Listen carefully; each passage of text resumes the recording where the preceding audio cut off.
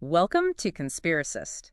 Today, we're doing a deep dive into a pretty fascinating hypothesis. The idea of hidden alien alliances.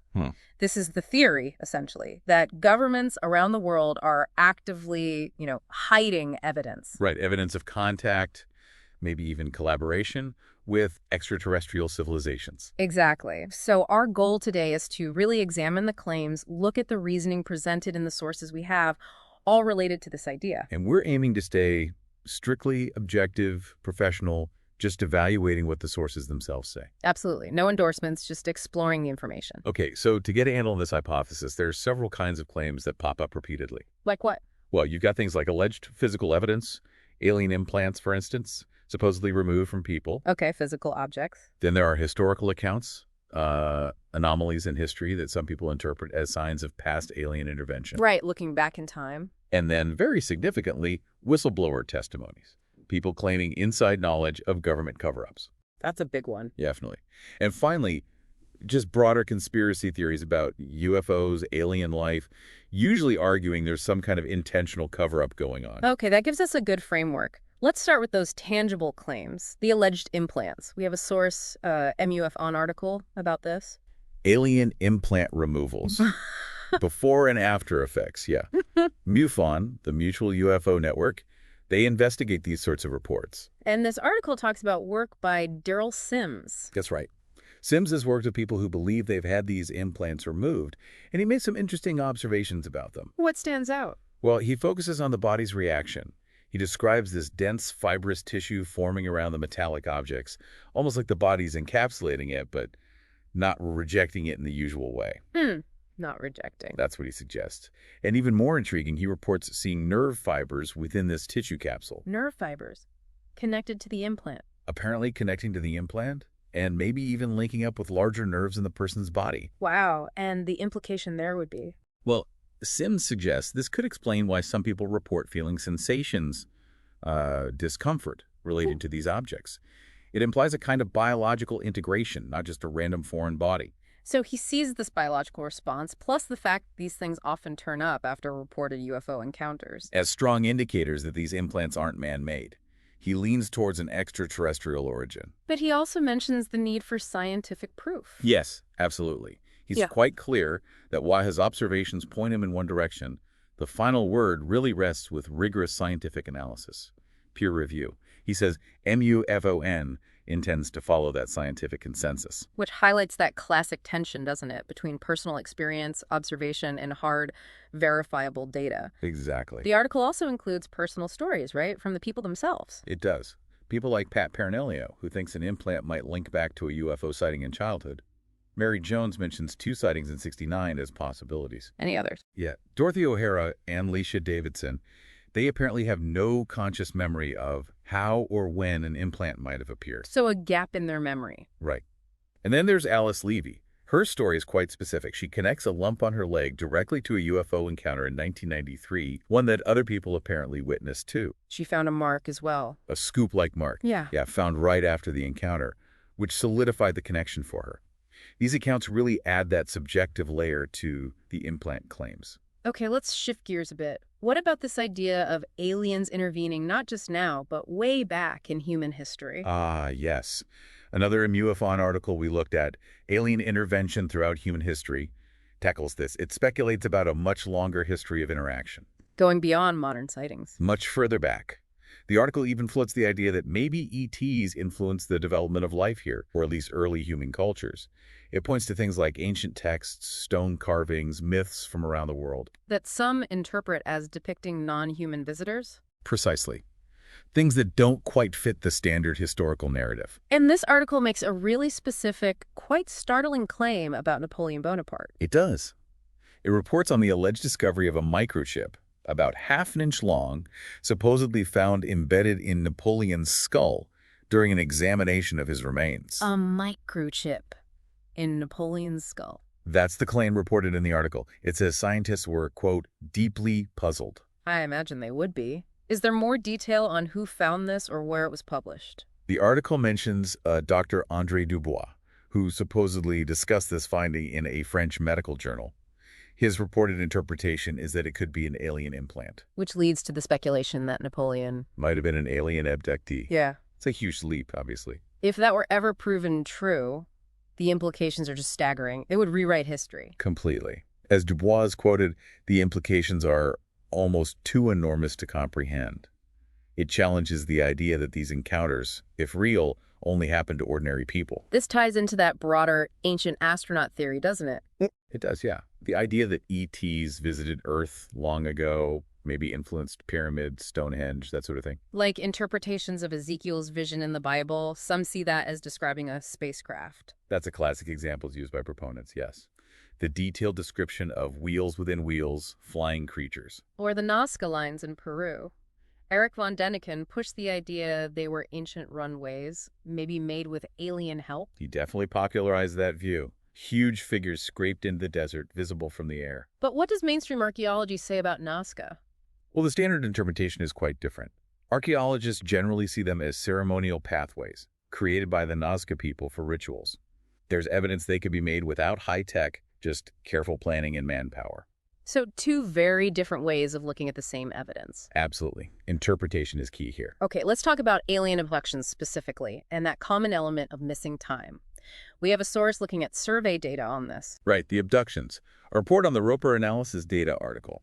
It discusses a survey by Bigelow that tried to gauge how common potential abduction experiences might be, even among people who don't consciously remember them. How did they do that? You can't just ask, were you abducted by aliens? Exactly. They used a clever method called the Limobus survey. They mixed questions about experiences often linked to abduction claims, like seeing unusual lights, unexplained scars, missing time with lots of unrelated questions, lifestyle questions, preferences. So they looked for a pattern of yes answers to those key indicator questions. Precisely. The idea was to identify people who fit a profile associated with abduction experiences, even if they had amnesia about a specific event. They did the surveys in person, too. And what did this Roper survey find? The results were, well, pretty surprising to the researchers. The report suggested a much higher number of potential experiencers than expected. How high? Based on their sample of about 6,000 American adults, the analysis indicated that maybe 1 in 50 people fit the profile. 1 in 50. That would be millions of people in the U.S. alone. That's the implication highlighted in the article, yes. It also suggested these individuals might share certain psychological traits. It caused quite a stir when shared with psychiatric and psychology professionals. So if these abductions are claimed to be happening, what are the alleged motivations? Why would aliens be doing this, according to the sources? That's a tough question. We looked at some material that compiles reported reasons. Dr. John G. Miller's research, for instance, found that abductees sometimes recall asking the beings why they were doing procedures. And the response? Sometimes it was along the lines of, we have the right to do this, implying some kind of authority or justification. Not exactly reassuring. Not at all. Jenny Randall's also studied this. In her look at about 50 cases, she found that roughly 60% of the time, the alleged abductors did offer some kind of explanation or insight into their motives. Was there any consistency in those explanations? Interestingly, Randall's reported that similar motivations were cited, whether the memories came back spontaneously or under hypnosis. That consistency was seen as significant by some. It seems like memory, or lack thereof, is central here. Amnesia comes up a lot. It does. And harrowgrade amnesia, the inability to form new memories after an event, is often linked to these claims, especially the missing time aspect. The period of the alleged abduction just isn't encoded consciously. But memory isn't always a total blackout, is it? What about those islands of memory? Right. Even with amnesia, people might retain vivid fragments, specific moments, especially if they were emotionally intense. This suggests memory isn't uniform, and maybe some parts of an alleged experience could still be recalled later, perhaps triggered somehow. Okay, let's look at a really famous case that brought a lot of these elements together. Betty and Barney Hill. Ah, yes, 1961, New Hampshire. Their story is foundational in abduction lore. We have info from MUFON and a PBA Novia transcript on this. They saw a light, a craft. Barney got very agitated. Extremely agitated, apparently. Famously shouting, "They're going to capture us!"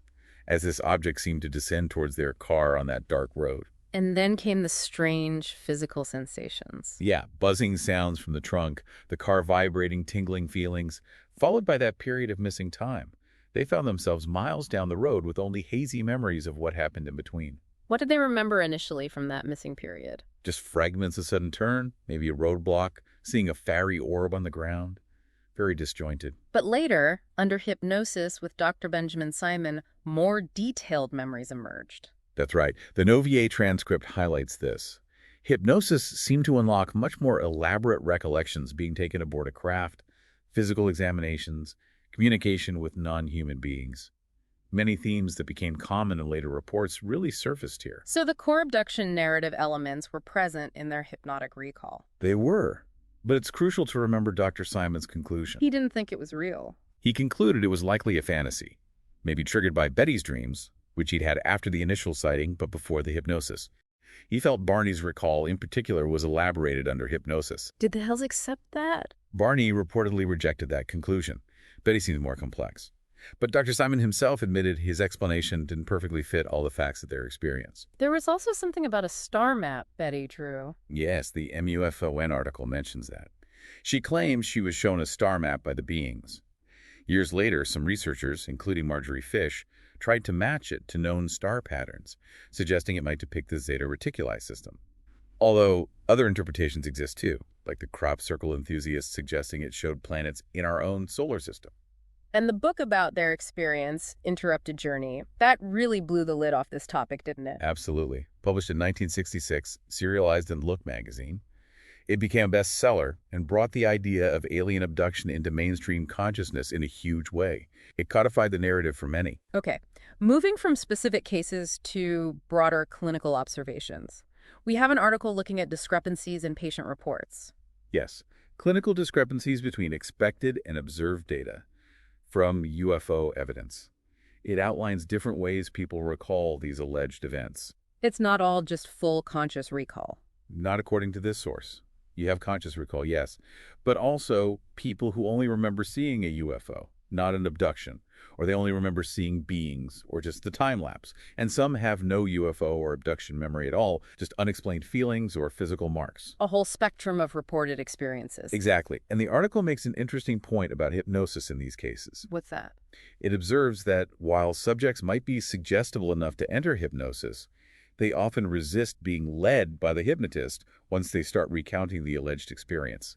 They'll correct the therapist if they suggest something inaccurate according to the patient's memory. So that complicates the idea that these stories are purely fabricated under suggestion? It suggests that explanation alone might be insufficient to account for the detailed and often consistent narratives and the subject's insistence on their version of events.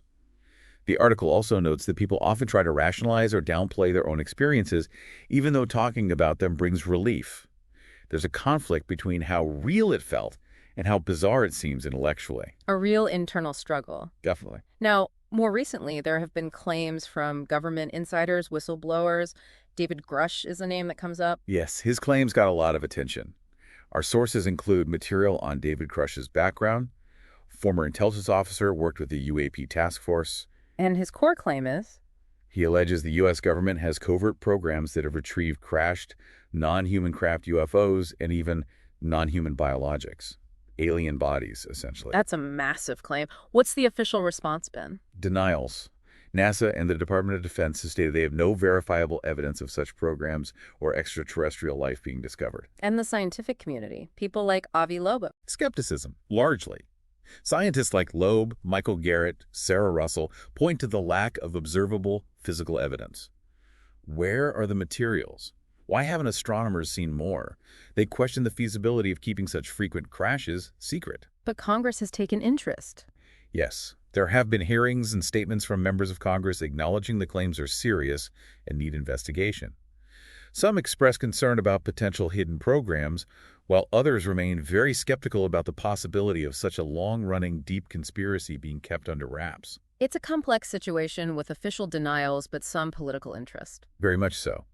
Grush's claims rely heavily on testimony he says he gathered from other alleged insiders, not direct physical proof he can present publicly.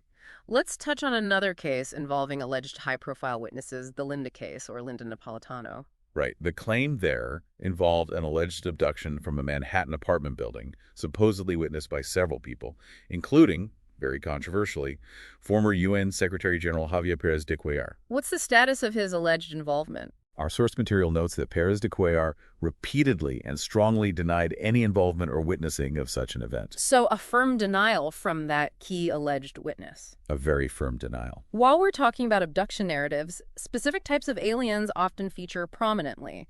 The Greys are almost iconic. Absolutely. The source material describes them gray skin, large black eyes, small bodies, bulbous heads. It's the image many people picture.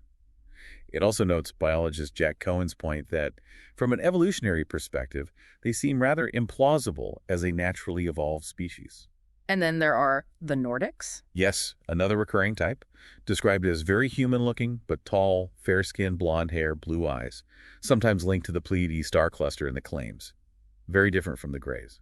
It's interesting how these distinct archetypes emerge in the reports. It is. Whether that reflects different actual beings or different cultural archetypes bleeding into the experiences is part of the debate. Let's circle back to government involvement, specifically historical projects. Project Blue Book often comes up. It does. The official U.S. Air Force study of UFOs from 1952 to 1969. Our sources note its official conclusion. Most UFO reports were misidentifications of conventional objects or natural phenomena.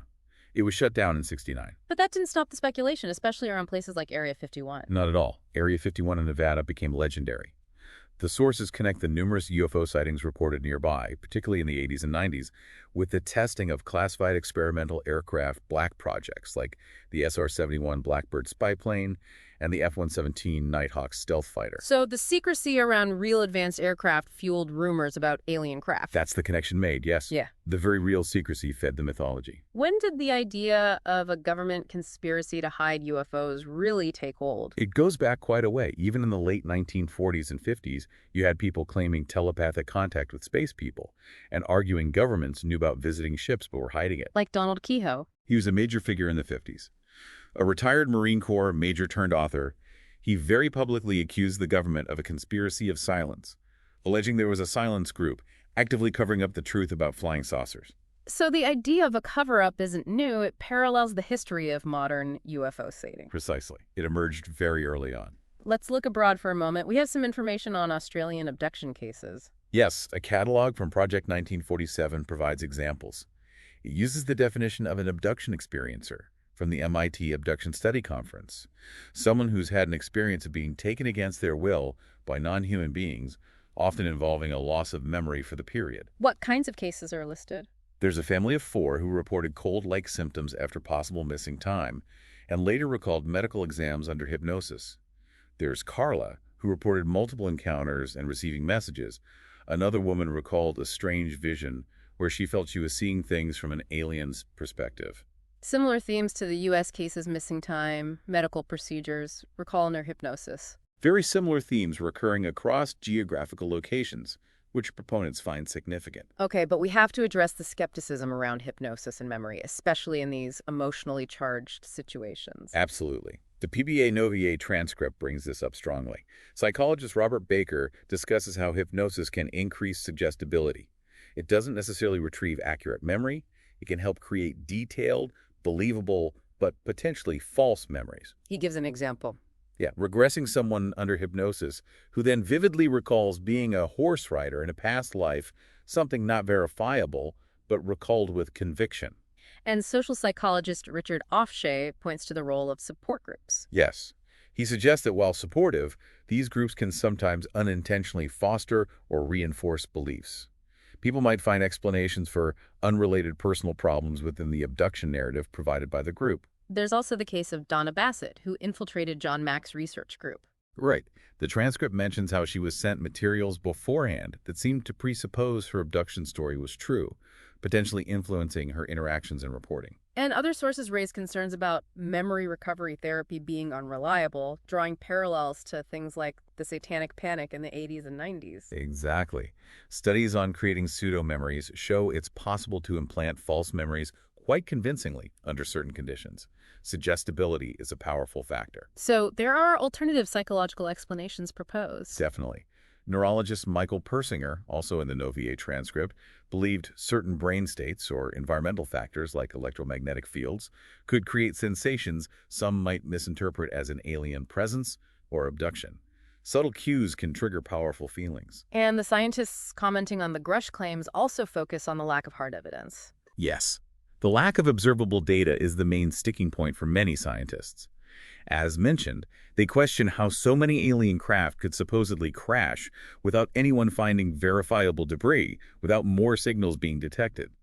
The logistics of such a massive, ongoing cover-up are also questioned. Skepticism also appears in online discussions, like those around whistleblower claims on platforms like Reddit. Yes, some user comments expressed doubt based on perceived inconsistencies in whistleblower stories, or comparisons to known hoaxes.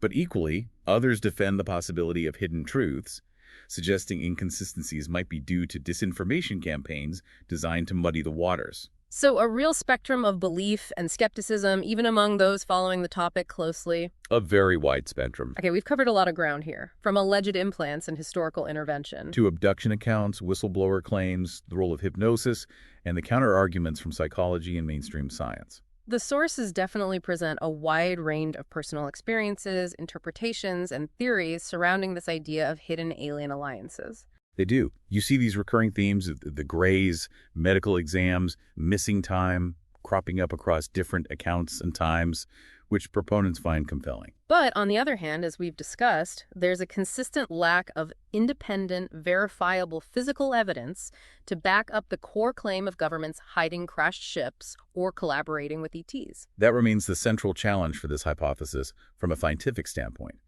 The anecdotal evidence is plentiful, but physical proof remains elusive, according to these sources. So the question of whether governments are concealing vast secrets about alien alliances, it remains deeply complex, highly contentious. Absolutely. It sits right at the intersection of personal belief, interpretation of ambiguous events, trust in authority, and the rigorous demands of scientific proof. The sources we've explored today offer a window into those passionate beliefs, the critical evaluations, and the enduring questions surrounding this whole area. It really prompts you to think about what constitutes evidence, how memory works, and how we, as humans, try to make sense of the unknown or unexplained. That fundamental curiosity keeps driving the conversation. Thanks for listening to Conspiracist.